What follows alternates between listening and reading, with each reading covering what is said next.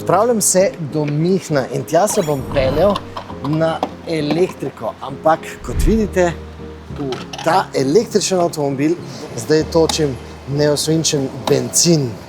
Zato, ker ta avtomobil bo svojo elektriko pridobil potem, ko mu bo zmanjkalo tiste zaloge v baterijah, kar direktno iz tega goriva. Seveda, zdaj bom do konca avtomobil napolnil z obema tipoma energije, potem pa bomo seveda vklopili potovalni računalnik in videli, ali pridemo do Mihna in nazaj s tem gorivom iz gorenjskega bencinskega servisa.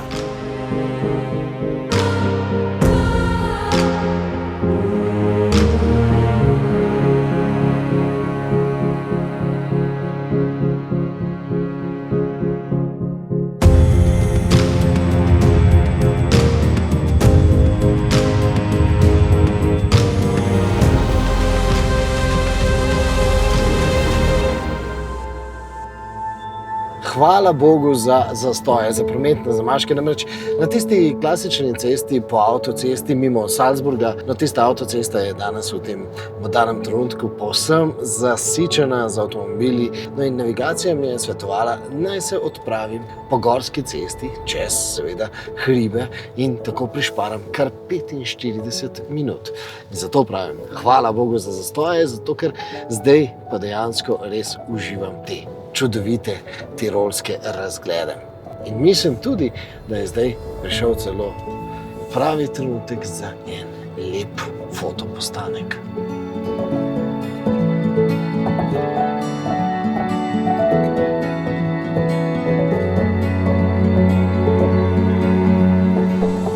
Na vožnjo je seveda zelo prijetna, ker je večinoma električna, ker pravzaprav večinoma bencinski motor sploh ne deluje, ampak tudi takrat, kadar deluje, nekako je zelo tam nekaj daleč v ozadju, tako kot zdaj. Zdaj namreč bencinski motor deluje. Tukaj na sredinski konzoli vidim, da se motor vrti s 1700 vrtljaji na minuto. Seveda vklopil pa se je zato, ker je nivo baterije padel pod 25%. Verjetno pa je bil povod, da se je bencinski motor vključil tudi to, da smo se začeli spet vzpenjati. Drugače pa, ali deluje bencinski motor ali ne, pa vidim na sredinski konzoli, ta hip se vozimo samo na elektriko, so vrtljaji bencinskega motorja 0 RPM. Seveda, ko pa se vklopi, pa ponovadi deluje s tam okoli 2200 vrtljaji na minuto.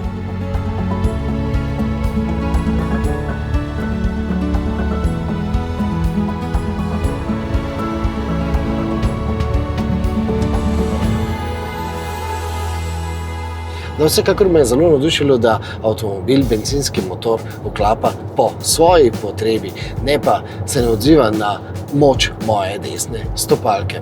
Vsekakor vrtljaji motorja niso konstantni in zdaj, kot vidim, so vrtljaji večinoma gibljajo med 1300 do 2500 vrtljajev.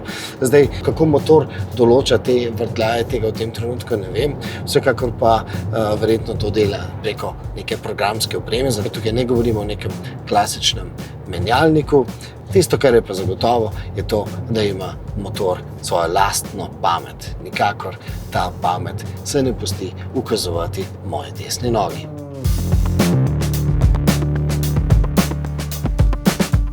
No, pot čez Alpe je bila zagotovo zelo prijetna in slikovita in zabavna, ampak mi pa zagotovo ni prihranila tistih obljubljenih 45 minut. Že zato ne, ker so se po tej poti v Nemčijo vračali praktično vsi nemški turisti.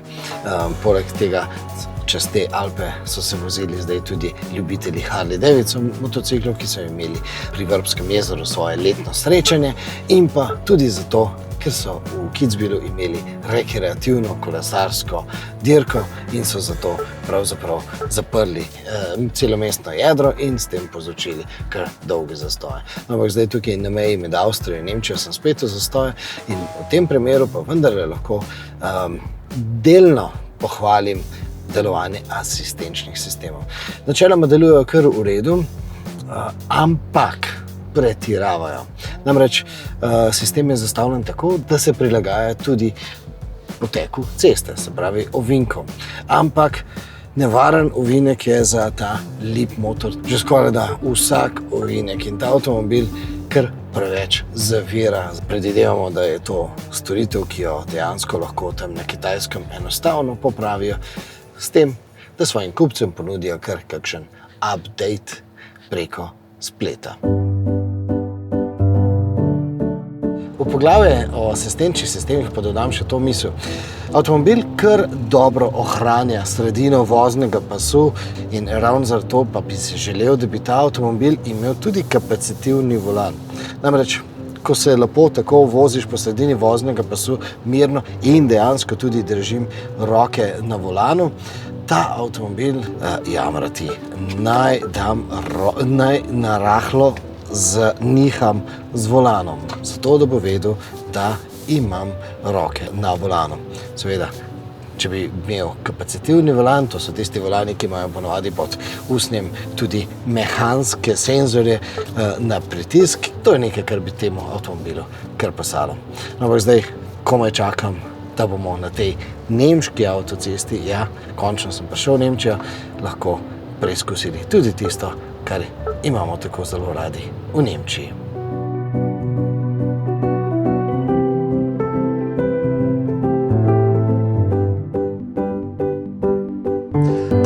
Obeti so bili očitno preveliki. Nemške avtoceste so danes tako preobremenjene, da sem na enem čisto kratkem odseku uspel doseči 155 km/h, sicer pa smo se vozili z največ 120.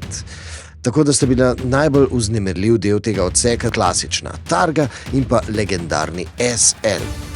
No, rezervoar bencina je brez kakršne koli napora zadostoval tudi za vrnitev v Slovenijo, skupna poraba bencina pa je bila na tej poti 6,1 litra na 100 km.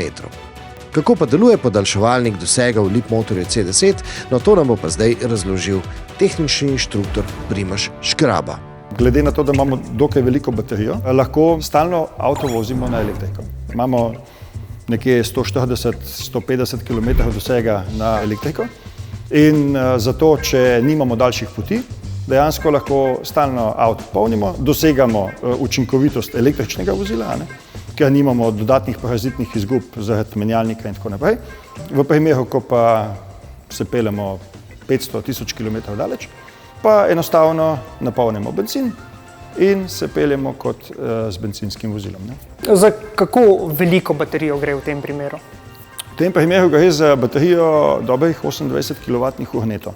In imamo tudi opcijo hitrega polnjenja, tako da če imamo možnost polnjenja, lahko baterijo napolnimo v pol ure in se peljemo naprej. Se pravi, tukaj imamo za električni avto, priključni hibrid, samopolnilni hibrid, vse v resnici dobimo naenkrat. A moramo zaradi tega skleniti kakšen poseben kompromis? Milo rečeno ne. Nimamo podvojenih sistemov, kot je recimo samodejni menjalnik plus elektromotor. Imamo dejansko čisti električen pogon.